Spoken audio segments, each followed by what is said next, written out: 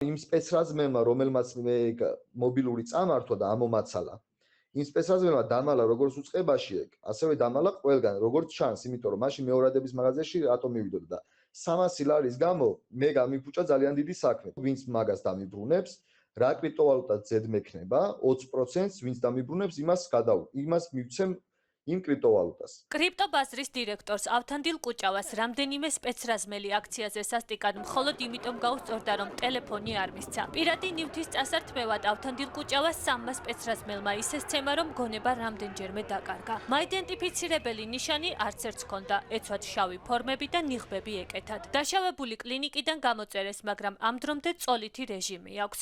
ახლა მას გომელაურის პოლიცია დაუმორჩილებლობას აქეთ ედავება. მობილური თუ გინდა, მაშინ მოიტანე ჩვეულებრივად დალუქე და პრობლემა არ არის, და ესე არ მოგცე მობილურს ხო რა, იმიტომ რომ მე ჯერ ერთი მაგმობილურზე იმ დღეს მე მაგმობილურზე გადავიტანე ჩემი თანხები კრიპტოვალუტაში და ჩემი კრიპტოვალუტების გარკვეული ნაწილი, მნიშვნელოვანი ნაწილი მქონდა ახალ საფულეზე გადატანილი, რომელიც დაშიფრული მქონდა და რომელიც დამალული მქონდა მობილურში, ანუ რომ ძმოუნდეთ, მაინც ვერ მიაგნებენ. რო არ მივეცი, მე ატყდა ის, რომ ეს მობილური ჯერ წამართვეს და მე დამიწყეს ცემა. მე რო გავახილე თვალი მაგ დროს მაგ მომენტში, ანუ მოძრავში იყო უკვე ეს ციხლი როგორ მოდიოდა სახისკენ რა. მაგ დროს მეორეჯერ გავითიშე, მესამეჯერ რო გავახილე თვალი უკვე ჯებირებთან ვეგდე და ყველაფერი ტრიალებდა ირგვლივ, ხელფეხს ვერ გძნობდი საერთოდ, ანუ გზნობელობა არ მქონდა საერთოდ. ზედამხარე ხარი ჩამიტეხა, ზედამხრის მოტეხილობა მქონდა, მოკლედ მაგ დროს სუნთქვა შემეკრა. და რამდენიმე წამი რო ხროტინობდი, რო ამოვისუნთქე, მე კიდე გავითიშე. შავფორმიანმა, რომელმაც ბიზნესმენს ტელეფონი წართვა, აპლიკაციების გადატვირთვა და გასუფთავება ვერ მოასწრო. სწორედ ასე შეძლო ავთანდილ კუჭავამ დაედგინა ზუსტი მდებარეობები, რა მიმართულებებზე მოძრაობდა ტელეფონის ქურდი.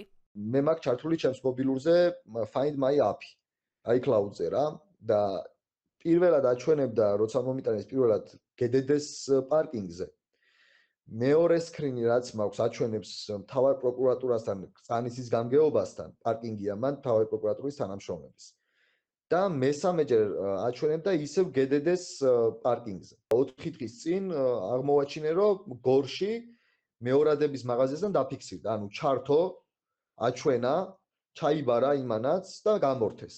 ტელეფონის დასაბრუნებლად კუჭავამ პროკურატურას, საპატრულო პოლიციას, პოლიციის სამმართველოს, სპეციალურ საგამოძიებო სამსახურს მყისიერად მიმართა. ყველა უწყება დუმს. რადგან დღეს ქვეყანაში პასუხებს სამართალდამცავი სტრუქტურებისგან ვერ მივიღებთ, ყველაფერი თავად გავარკვიეთ. ჩვენი ინფორმაციით 16 დეკემბერს მაღაზიაში იმავე მოდელით 128 გიგაბაიტიანი ლურჯი iPhone 13 უცნობი პირი შევიდა და iCloud-ის მოხსნა მოითხოვა.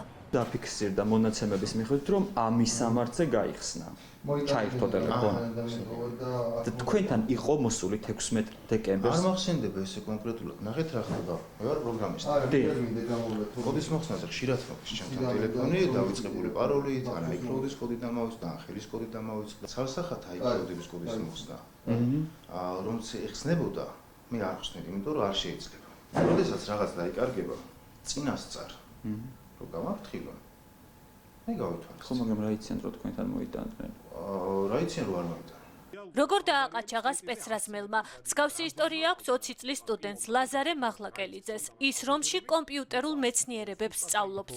საქართველოში ევროპული მომავლის დასაცავად ჩამოვიდა და არც ერთი აქცია არ გამოუტოვებია. რეჟიმის ცისასტიკე საკუთარ თავზე ყველაზე კარგად 2 დეკემბერს გამოსცადა. მომვარდა დაახლოებით 10-მდე რობოკოპი. მაშინ რამდენიმეჯერ ლაითად წიხლი მომარტყეს და ჯიბეში რაიმე თუ მქონდა, ყველაფერი ამომაცალეს. საუბარი არის ტელეფონზე, საუბარი არის საფულეზე, რომელსაც იყო რაღაცა, როგორც დანარჩენ ყველა ნორმალურ ადამიანს, ბარათებზე, ფულზე, რაღაცა დეკატლონის კარტა მქონდა ზედ 50 ევროთი, რომელიც ფაფუ გაქრა ვეღარ დავიბრუნებ, ვეღარასდროს. ასევე მეკეთა ჩანთა, რომელშიც იდო საწვიმარი, საკმაოდ კარგი საწვიმარი შარვალი, რომელიც თაშსასიარულო, დამტენი ბატარეა, წინდებით მქონდა ერთი, რომელიც თუ დამისველეს რაღაც ასე შემდეგ, ჩანთა ტანზევე შემომახიეს. ყველაფერი იმ წამშივე ამომაცალეს ჯიბიდან, გეგმო რაცა სუნს გზნობდნენ ღირებული ნივთებისას.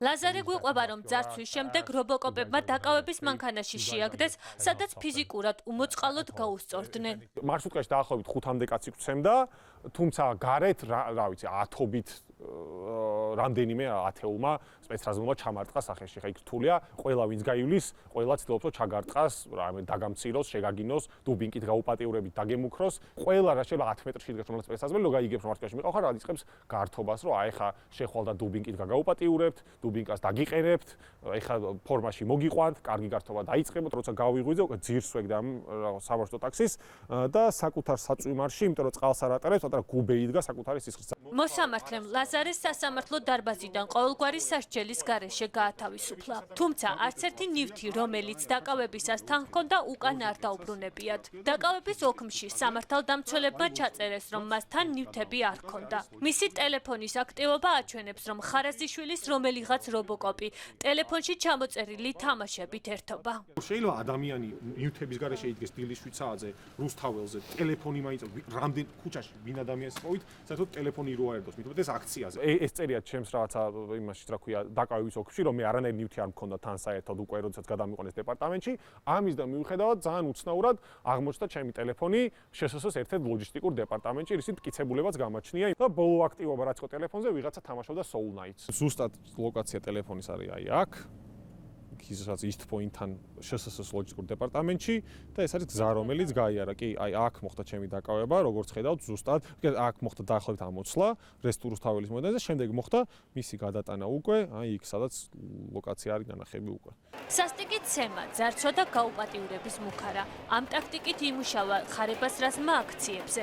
უფლებადამცველ გია ჯავშეიშვილს სპეცრაზმელები ფეხსაცმლის ლანჩებით გაუსწორდნენ. სწორედ ამაზე საუბრობდა აქტივისტი საკუთარ პროცესზე, როდესაც მოსამართლემ სიტყვა შეაწყვეტინა და მოუწოდა დაკავების ეპიზოდზე საერთოდ არაფერი ეთქვა. საქალაქო სასამართლოს მოსამართლემ რეჟიმის სისასტიკის მოსმენა საჭიროდ არ მიიჩნია. და მაინც გია ჯავშეიშვილის ამბავს შაბათის მთავარში საზოგადოება აუცილებლად გაიგებს. გაუპატიურების მუქარა იყო, დედისგინება იყო, საქართველოს დროშა რადგინდა და ეს რაღაც მოძრობის ძალადობრივი სცენა იყო. არანაირი საიდენტიფიკაციო ნიშნები, აი რაღაც ჩავებს ჩაცმული უფორმო მასები იყვნენ. ნეკნი რო გამიტყნა, მაგან შეაშინა და მომაძახეს კიდევაც, ნეკნმა გიშველა რო გიშვებთ შედედა მოთხოვნა. თორე უფრო მაგრა გაგლახავდით. მაქსიმალურად ვცდილობდი რომ როგორღაცა ის კამის ქვეშ თავი მაინც მომეთავსებინა, თქვათ რომ თავი დაცული მქონოდა და ისე აი ამ ემბრიონის პოზაში მაქსიმალურად ვცდილობდი ხელები დამეფარებინა რა თავზე. აქტივისტი იმასაც იხსენებს, როგორ გაძარცვეს სპეცრაზმელებმა. აპლიკაციის მიხედვით მისი ტელეფონი განსაკუთრებულ დავალებათა დეპარტამენტის კახეთის გზატკეცილზე მდებარე ბაზაზეა. თუმცა სასამართლოდან გათავისუფლების შემდეგ ეს ნივთები უფლებადამცველისთვის არავის დაუბრუნებია. პირდაპირ ტელეფონის მოპარვა იყო, ცემამდე გააკეთეს ეგ და პირდაპირ ცისხლიანად საფულის ამოღება, ანუ ფულიც მედო იქ რაღაც სხვა პირადი ნივთებიც მედო, ანუ აი ჩვეულებრივი ძარცვა იყო. იქ ახლა ზურგჩანთა რომ მოხსნეს, გასაგებია ვთქვათ რა და ვთქვათ რაღაცა, მაგრამ იმის მერე რაც საფული ამომიღეს, რომელსაც აი ხელითაც მიხვდებოდა რომ ფული იდო შიგნით, ისეთი იყო და ტელეფონი რო ამომიღეს, მეტი აღარც გამჩხრიკეს. ჩართეს ეს ტელეფონი სადღაც და როგორც ჩვენ პროგრამა Special Find My iPhone პროგრამა გვიჩვენებს, ეს არის მათ ერთ-ერთ ბაზაზე. სხვათა შორის აღნიშნულიც არ არის, აი ამ არაფერში არ სადარწერია. ანუ ეს ნივთები თითქოს არ წყოფილა, ისევე როგორც ჩემი ეპიზოდი, აი ხა როგორც აქ არის ცემის ეპიზოდი, ანუ თითქოს დამიჭირეს 15 წუთი ვისაუბრეთ და გამომიშვეს. ჩემი ტელეფონის დანახვაზე სპეცრაზმელს თვალები აენთო. ასე იხსენებს 21 წლის გიორგი ბრეგვაძე საკუთარ ისტორიას. სტუდენტს 7 დეკემბერს ღამით პარლამენტთან აქციაზე 4 სპეცრაზმელმა სცემა. მას ჯერ ხელბორკილები დაადეს, ცემის დროს კი ერთ-ერთმა ჩხრეკისას ტელეფონი ამოუხო. ჩემი გაჩხრეკა დაიწყო ქურთუკიდან, ქურთუკის შემდგომ ჩავიდა ქვევით, ჯიბეში რომ ჩამიყო ხელები, ამოიღო ტელეფონი. ტელეფონი აიღო, დახედა რა კარგია, ჩაიდო და გააგრძელა მისი სპეცოპერაცია, რომელიც სრულიად უსაფუძვლო და აბსურდული იყო. ქონდა ყურსასმენები ბუთუზიანი, სავარაუდოდ აფექტში მყოფმა სპეცრაზმა ვერ აღიქვა, რომ ეს ყურსასმენები ღირებულია, თორემ ალბათ ამითიც გაისქელებდა ჯიბეს. რაც შეეხება ჩემს მობილურს, სტუდენტური სესხით მქონდა ნაყიდი, კიდევ 3 თვის განმავლობაში უნდა გადავიხადო ამ ტელეფონის ფული, იმიტომ რომ ასე ვიხდი ტელეფონის ფულს, მაგრამ ტელეფონი აღარ მაქვს. iPhone 15 Pro Max-ი მქონდა და ალბათ სწორედ ამიტომ რომ დაინახა, კარგიაო, ხო, აქვე ვეთყვი იმ სპეცრაზმელს თუ მიყურებს 512 გიგაბაიტიანია და კარგა ხანი ეყოფა მშვიდობაში მოიხმაროს თუ შეერგება. გიორგი ფრეგვაძე ყვება, რომ განვადებით ნაყიდი iPhone 15 Pro Max-ი აპლიკაციით ვაზიანის ტერიტორიაზე გამოჩნდა. ვაზიანში არის ახლა განთავსებული ეს ჩემი ტელეფონი, უბრალოდ ბოლო რამდენიმე დღის განმავლობაში ლოკაცია არ განახლებულა, სავარაუდოდ ტელეფონი ან გამორთულ მდგომარეობაშია, ან უკვე დაშლილია, ან ლომბარდში ჩაბარებულია, იმიტომ რომ iPhone-ის გამოყენებასაც ინტელექტი უნდა და სავარაუდოდ IQ, როგორც ბატონ ირაკლი კობახიძეს უყვარს ამ სიტყვის თქმა, არ გააჩნია სპეცრაზმელებს. აქციაზე დევნის დროს სპეცრაზმელმა ტელეფონი წარქვა სალომე ზანდუკელსაც. მას წართმეული ტელეფონი არც მოუკითხავს, რადგან იმედი არ აქვს, რომ ვინმე უკან დაუბრუნებს.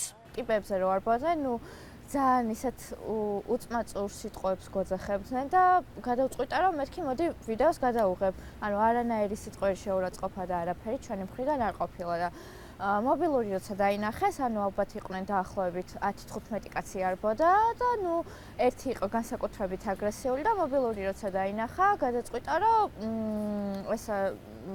ამ ადამიანმა, ამ რობოკოპმა ეს მობილური გამომკაცა ხელიდან, მივანარცხა კედელთან და ეს მობილური გაგორდა. იმ წამს მოთხოვე, რომ მერქი მობილური დამიბრუნე, ან რას აკეთებ მერქი რა შვები თქვა და მობილურს ფეხი დაადგა და შემდეგ ჩაიდო ჯიბეში. ჩემ მეგობარს ეკეთა რუქსაკი, რომელიც გაგვიხსნეს და გვეკითხებოდნენ რა გიდევთო და მართლა თავიდან ვერ მიხვდი რა მიზეზი იყო ამ კითხვის, მაგრამ ალბათ ეგონათ რომ რამე ძვირფასეულობა გვედა. დაინახეს რომ არაფერი ძვირფასეულობა არ იყო და შესაბამისად შეგვეშვა, იმიტომ რომ ცარიელი ჩანთა არ უნდათ. ნაცემთა და დაკავებულთა მხოლოდ ეს ისტორიებიც კი საკმარისია, რომ საგამოძიებო უწყებებმა სავარაუდო ორგანიზებულ დანაშაულზე გამოძიება დაიწყონ. თუმცა ქვეყანაში, რომელიც სანქცირებული შინაგან საქმეთა მინისტრის გომელაურის, სპეცრაზმის ასევე სანქცირებული უფროსის ზვიად ხარაზიშვილის და არალეგიტიმური მთავრობის სამართლით იმართება, არავის აქვს იმედი, რომ დაიშჯება სპეცრაზმი, რომელსაც iPhone-ებსა და სხვა პირად ნივთებზე